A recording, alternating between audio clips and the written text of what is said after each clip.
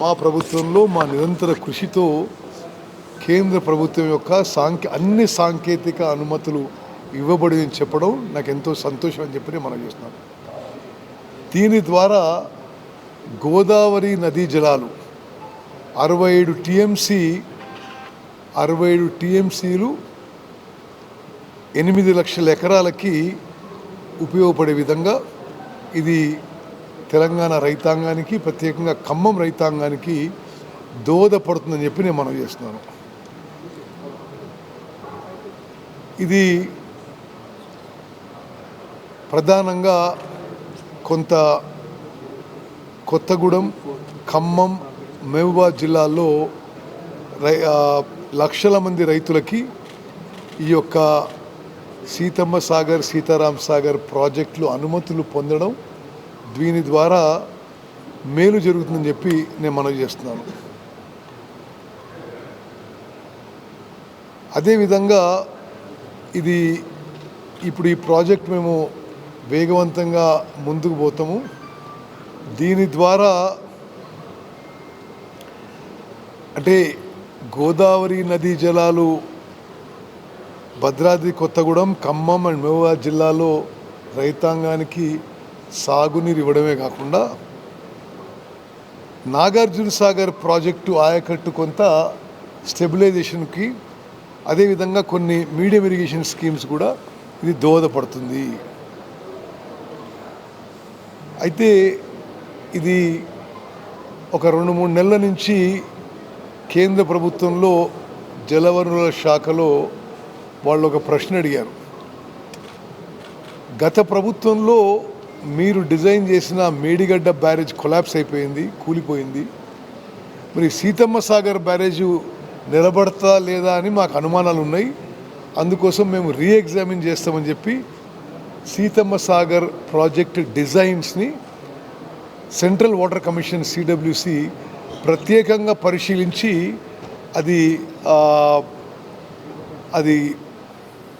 ఇది అప్రూవ్ చేయడం జరిగింది. అదేవిధంగా మరి కేంద్ర ప్రభుత్వంలో ఉన్న ఇతర అంశాల విషయంలో పోలవరం ప్రాజెక్ట్ అథారిటీ ద్వారా పోలవరం బ్యాక్ వాటర్సు ఏ విధంగా తెలంగాణ రాష్ట్రానికి అన్యాయం జరుగుతుంది, ఎక్కడెక్కడైతే ముంపు జరుగుతుంది అవన్నీ స్టడీ చేయించి దానికి కావాల్సిన కంపన్సేషన్ కానీ, దానికి కావాల్సిన మరి ప్రొటెక్షన్ వాల్స్ కానీ కేంద్ర ప్రభుత్వం నిధులు ఇవ్వాలని చెప్పి మేము పోలవరం ప్రాజెక్ట్ అథారిటీ ద్వారా కేంద్ర ప్రభుత్వాన్ని డిమాండ్ చేస్తున్నాం. వారు సూచనాప్రాయంగా అంగీకరించని చెప్పి నేను మనవి చేస్తున్నా. అదేవిధంగా గత ప్రభుత్వము బీఆర్ఎస్ ప్రభుత్వం ఉమ్మడి ఆంధ్రప్రదేశ్కి కేటాయించిన 811 టీఎంసీల్లో కృష్ణా జలాల్లో ఆంధ్రాకి 512 ఇచ్చి మనం 299 లిఖితపూర్వకంగా ఒప్పుకొని తెలంగాణలో కృష్ణా నదీ జలాల్లో తెలంగాణ రైతాంగానికి ద్రోహం చేసిన బీఆర్ఎస్ ప్రభుత్వం, బీఆర్ఎస్ పార్టీ మేము అధికారంలో వచ్చిన తర్వాత ఆ విషయాన్ని తిరిగి రీఓపెన్ చేయించి ఆ మొత్తం 811 టీఎంసీలో అధిక భాగం తెలంగాణకే ఇవ్వాలని మా వాదనలు బ్రిజేష్ ట్రిబ్యునల్ ముందు, కృష్ణా వాటర్స్ డిస్ప్యూట్ ట్రిబ్యునల్ 2 ముందు సమర్థవంతంగా మేము రిప్రజెంట్ చేస్తున్న విషయం కూడా నేను మనవి చేస్తున్నాను. మరి ఈ విధంగా అంతర్రాష్ట్రీయ ఏదైతే నీటి కేటాయింపులు ఉన్నాయో, నీటి వివాదాలు ఉన్నాయో, మరి ఎప్పటికప్పుడు ముఖ్యమంత్రి రేవంత్ రెడ్డి గారు నేను సమీక్ష చేసి తెలంగాణ రాష్ట్రానికి, తెలంగాణ ప్రజలకి, తెలంగాణ రైతులకి మేలు చేసే విధంగా మేము ముందుకు జరిగిపోతున్న విషయం కూడా మీరు అందరూ గమనించాలి. నిజంగా ఈ సీతమ్మ సాగర్ బ్యారేజ్కి అన్ని సాంకేతిక అనుమతులు రావడం, సీతారాం సాగర్ ప్రాజెక్ట్కి ద్వారా 67 టీఎంసీలు అంటే సుమారు 8 లక్షల ఎకరాలకి కొత్త ఆయకట్టే కాకుండా ఎన్ఎస్పి ఆయకట్టుకి వైరా ప్రాంతంలో స్టెబిలైజ్ చేయడమే కాకుండా ఉమ్మడి ఖమ్మం జిల్లాకి అన్ని విధాలుగా మరి మంచినీళ్ళు ఇవ్వడంలో కూడా ఇది దోహదపడుతుంది. ఇది ఒక వరప్రదాయం కాబోతుందని చెప్పి, ఇది ఒక బూన్ కాబోతుంది అని చెప్పి నేను మనవి చేస్తున్నా. మిత్రులు, ఇది మీరు మీడియా మిత్రులు, మీరు నెగిటివ్ న్యూస్ ఎక్కువ కవర్ చేస్తారు. ఇది తెలంగాణకి ఒక ఇరిగేషన్ విషయంలో ఒక పెద్ద స్టెప్ ఫార్వర్డ్ అనే విషయం కూడా మీరు కవర్ చేయవలసిందిగా విజ్ఞప్తి చేస్తున్నారు. ఓకే, నేను అయిపోయినాక మీరు మాట్లాడండి. ఓకే, అదేవిధంగా నేషనల్ డ్యామ్ సేఫ్టీ అథారిటీపై కూడా అసలు టీఆర్ఎస్ వాళ్ళు టీఆర్ఎస్ వాళ్ళు ఏందో కానీ వాళ్ళు మాట్లాడే తీరు తీవ్రంగా ఖండిస్తున్నాను. నేను నిన్న చెప్పిన విషయం మళ్ళీ రిపీట్ చేస్తున్నా. కాళేశ్వరం ప్రాజెక్టు ఎట్లా మొదలుపెట్టినరు? అంతకుముందు ఉన్న కాంగ్రెస్ ప్రభుత్వం 38,000 కోట్లతో తుమ్మడి ఎట్టి దగ్గర ఆనాటి ముఖ్యమంత్రి స్వర్గీయ రాజశేఖర్ రెడ్డి గారు తుమ్మడి దగ్గర శంకుస్థాపన చేసి డాక్టర్ బాబాసాహెబ్ అంబేద్కర్ పేరు పెట్టి 38,000 కోట్లతో 16 లక్షల ఎకరాలకి ఆయకట్టు వచ్చే విధంగా ఒక గొప్ప ప్రాజెక్టు వారు పనులు మొదలు పెడితే వీళ్ళు కేవలం కాంగ్రెస్ పార్టీకి, కాంగ్రెస్ గత ప్రభుత్వాలకి పేరు వస్తుందని చెప్పి ఆ ప్రాజెక్టు రీఇంజనీరింగ్, రీడిజైన్ చేసి ఆ 38,000 కోట్లని ముందు 80,000 కోట్లకు పెంచి ఇప్పుడు అది 1,00,000 కోట్లు దాటింది. అది పూర్తయ్యే వరకు 1,00,000 కోట్లు అవుతుంది. అంటే 38,000 కోట్లు ఎక్కడ, 1,00,000 కోట్లు ఎక్కడ? అదేవిధంగా నిన్న చెప్పిన విషయం మీరు మీడియా వాళ్ళు ఎవరు హైలైట్ చేయలే. ఇది ఎవరో వాళ్ళు జేబు నుంచి ఖర్చు పెడుతున్న సొమ్ము కాదమ్మా. ఇది ఈ తెలంగాణ ప్రజలందరినీ తాకట్టు పెట్టి, మనందరినీ తాకట్టు పెట్టి, తెలంగాణ నెక్స్ట్ జనరేషన్ మన పిల్లల్ని తాకట్టు పెట్టి, వాళ్ళ పిల్లల్ని తాకట్టు పెట్టి 1,00,000 కోట్ల high cost loan power finance corporation REC నుంచి తీసుకొచ్చి వాళ్ళ హయాంలోనే డిజైన్ చేసిండ్రు, వాళ్ళ హయాంలో నిర్మాణం జరిగింది. అది వాళ్ళ హయాంలోనే కూలిపోయిన విషయం కూడా మీరు గమనించాలి. ఇది దాంట్లో వేరే ఎవరి పాత్ర లేదు. It's a total failure of, it is a negligence and failure of earlier BRS government. దాని మీద నేషనల్ డ్యామ్ సేఫ్టీ అథారిటీ అని భారతదేశంలోనే అత్యంత ప్రముఖ నిష్ణాతులు, the biggest experts in the country on dams and barrages, వాళ్ళు 15 నెలల పాటు ఇన్వెస్టిగేషన్ ఎంక్వైరీ చేసి మీ డిజైన్ లోపభూయిష్టంగా ఉంది, మీ నిర్మాణం మీ నాసిరకంగా ఉంది, మీరు సాయిల్ టెస్టింగ్ చేయలేదు, సరి అయిన జియో టెక్నికల్ ఇన్వెస్టిగేషన్ చేయలేదు, కట్టినందుకే ఇది కూలిపోయింది. ఇది ఎంత పెద్ద విషయం! నాకు తెలిసి స్వతంత్ర భారతదేశంలో ఇంత పెద్ద స్థాయిలో ప్రజాధనం ఎక్కడ కూడా దుర్వినియోగం కాలేదు.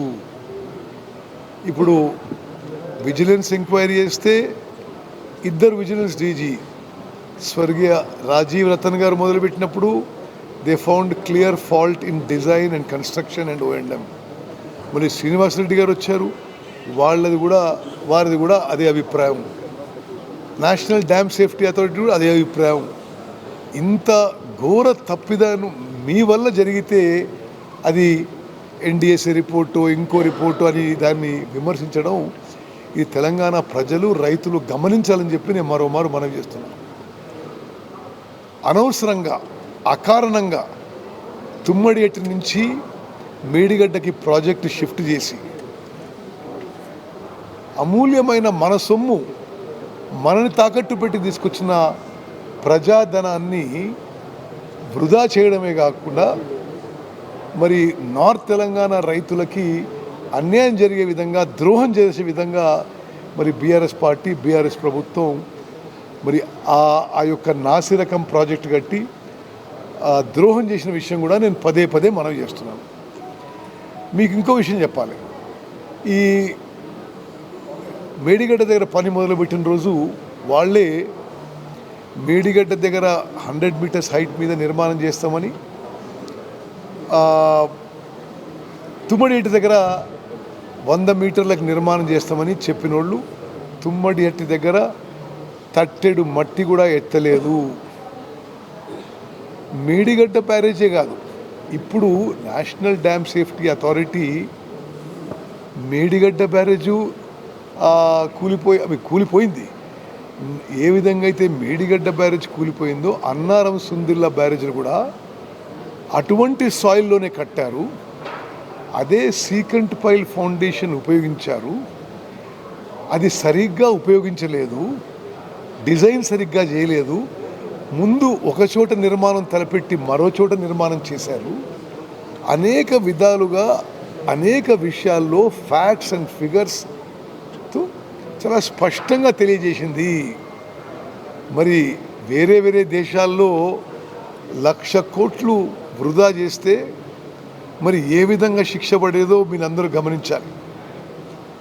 అది కూడా తెలంగాణ ప్రజలని రైతులని తాకట్టు పెట్టి కాస్ట్లీ లోన్స్ తీసుకొచ్చి అప్పు తీసుకొచ్చి వాళ్ళ హయాంలో డిజైన్ చేసి నిర్మాణం చేసిన ప్రాజెక్టు కూలిపోవడం అంటే ఇది ఎంత పెద్ద విషయమో, ఎంత ద్రోహమో మరి యావత్ తెలంగాణ ప్రజలు రైతులు గమనించాలని చెప్పి నేను మరోసారి విజ్ఞప్తి చేస్తున్నా.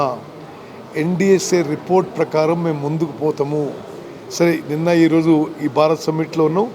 రేపెల్లుండి నుంచి ఎన్డిఎస్ఏ రిపోర్ట్ ఇంప్లిమెంట్ చేయడంలో ముందుకు పోతామని చెప్పి నేను మనం చేస్తున్నాను. ఇంకో వాళ్ళు చెప్పిన రికమెండేషన్స్ నేను ఇవ్వాలి. ముందు చివరిగా ఈ మేడిగడ్డ సుందిల్లా అన్నారం బ్యారేజ్ నిరుపయోగంగా ఉన్నప్పుడు తెలంగాణలో అత్యధిక వరి పంట పండింది. వానాకాలం పంటలో 66.7 లక్షల ఎకరాల్లో 153 లక్షల మెట్రిక్ టన్నుల వరి ధాన్యం పండింది. ఏది ఈ బ్యారేజీలు, ఈ కాళేశ్వరం ప్రాజెక్టు నిరుపయోగంగా ఉన్నప్పుడు. యాసంగిలో మరి మళ్ళీ ఈసారి 127 లక్షల మెట్రిక్ టన్నులు ధాన్యం పండింది. అంటే కాళేశ్వరం ప్రాజెక్టు పని చేయక ఉండంగా, మేడిగడ్డ సుందిల్లా అన్నారం బ్యారేజీలు నిరుపయోగంగా ఉండంగా తెలంగాణ రాష్ట్రంలో రికార్డు స్థాయిలో భారతదేశంలోనే ఒక రికార్డు 280 లక్షల మెట్రిక్ టన్నుల మరి వరి ధాన్యం పండించిన ఘనత మన కాంగ్రెస్ ప్రభుత్వంది, మన వరి రైతులని చెప్పి కూడా నేను గుర్తు చేస్తున్నాను. ఎన్డీఎస్ఏ రిపోర్టు డిసెంబర్లో వచ్చింది. ఓన్లీ సభను డైవర్ట్ చేయడానికి బీఆర్ఎస్ సిల్వర్ జూబ్లీ వాళ్ళ అటువంటి చిల్లర ఆలోచనలు మాకు ఉండవు. సిగ్గుండాలి మాట్లాడడానికి. మీ సభ ఎప్పుడుందో ఎవరికి తెలుసు? అసలు మీరు 1,00,000 కోట్లు తినేసి మింగేసి ఇప్పుడు మీరు మీ సభ ముందుందా తర్వాత ఉందా ఎవరికి తెలుసు? అది నేషనల్ డ్యామ్ సేఫ్టీ అథారిటీలో అంతర్జాతీయ ఎక్స్పర్ట్స్ ఉన్నారు డ్యామ్స్ అండ్ బ్యారేజెస్ మీద. వాళ్ళకి ఏం తెలుసు మీరు వరంగల్లో మీటింగ్ పెట్టుకుంటారని? ఇది పూర్తిగా అవాస్తవం, అబద్ధము. మా ప్రభుత్వం నమ్మేది national dam safety authority comprises of the best dam and barrages experts in the country. ఎవరు బయట పెట్టింది ఇన్ని రోజులు? అసలు వాళ్ళ సభ ఉందని ఎవరికి తెలుసు? ఇక్కడ అసలు సభ ఉందని ఢిల్లీలో ఎవరికి తెలుసు? ఎవరు బయట పెట్టినరు? నేషనల్ డ్యామ్ సేఫ్టీ అథారిటీ ఒక అపొలిటికల్ బాడీ, పార్లమెంట్లో చట్టం చేసిన విధంగా ఏర్పాటైన ఎక్స్పర్ట్స్ బాడీ. వాళ్ళు రిపోర్ట్ ఇస్తే వాళ్ళకు కూడా ఏదో ఆపాదించడం. అసలు ముందు మీరు సిగ్గుపడి తెలంగాణ రైతాంగానికి క్షమాపణ చెప్పి ఇంకేమైనా మాట్లాడాలని చెప్పి మేము కోరుతున్నాం.